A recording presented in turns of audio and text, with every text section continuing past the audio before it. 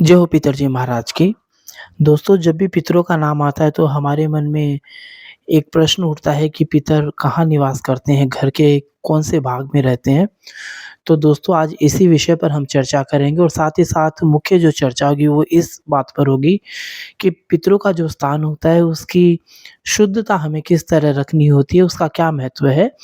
तो जो व्यूअर हमसे नए जुड़ रहे हैं उनसे मैं आग्रह करूँगा कि आप इस अंक को पूरा देखें और जो साथी रोज़ इस चैनल पर नई-नई जो जानकारियाँ हैं पितरों के बारे में देखते हैं, सुनते हैं, उनसे आग्रह करूँगा कि आप इसे शेयर भी करें और जिन अ, ने इस चैनल को सब्सक्राइब नहीं कर रखा है, आप सब्सक्राइब करें और बेल आइकन को आप ज़रूर प्रेस कर लें ताकि रोज़ आपको एक नोटिफ़िकेशन मिलता रहे।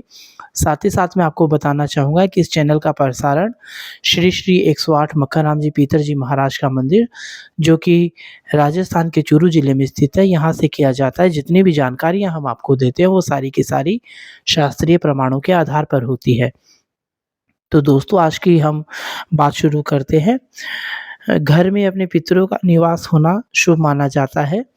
पितर जब घर में निवास करें तो कुछ नियमों का ध्यान रखा जाना आवश्यक होता है। अनेक बार शुद्धता नहीं रखे जाने पर पितृ रुष्ट हो जाते हैं। इसी प्रकार यदि आप अपने पितरों की स्थापना घर में करने जा रहे हैं तो इस बात का ध्यान रखा जाना आवश्यक है कि उनके स्थान पर पवित्रता बनी रहे।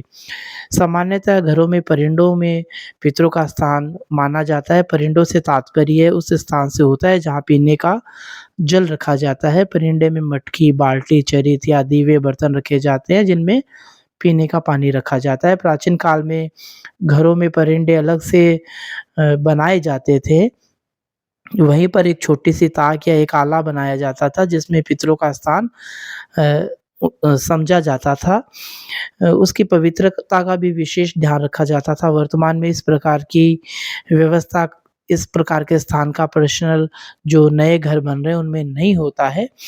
लेकिन प्रत्येक घर में पीने का जो जल होता है उसका स्थान अवश्य निश्चित होता है। यदि अब आपने अपने घर में परिंदा नहीं बनवा रखा है, तो भी पीने वाले का जो पानी का स्थान है, वहाँ की पवित्रता विशेष हमें रखनी चाहिए, उस पवित्रता का विशेष ध्यान रखना चाहिए।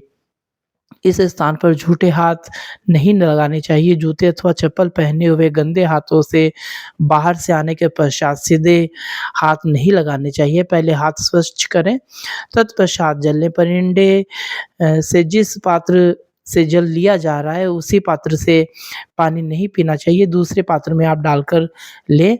उसकी स्वच्छता का भी विशेष आपको ध्यान रखना चाहिए।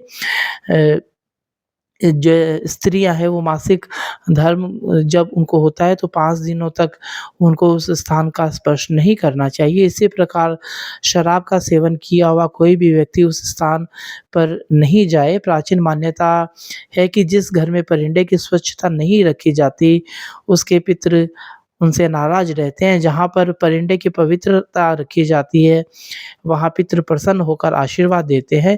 यह उपाय भले ही सामान्य हो लेकिन इसके परिणाम चमत्कारिक होते हैं।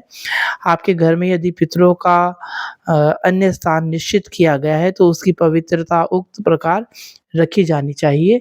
दोस्तों, आज की जानकारी आपको कैसी लगी आप हमें ज़रूर बताइएगा। पीतर जी महाराज आप सभी की रक्षा करें, आप सभी के प्रति आध्यात्मिक मंगल भावनाएँ। जय हो पीतर जी महाराज की।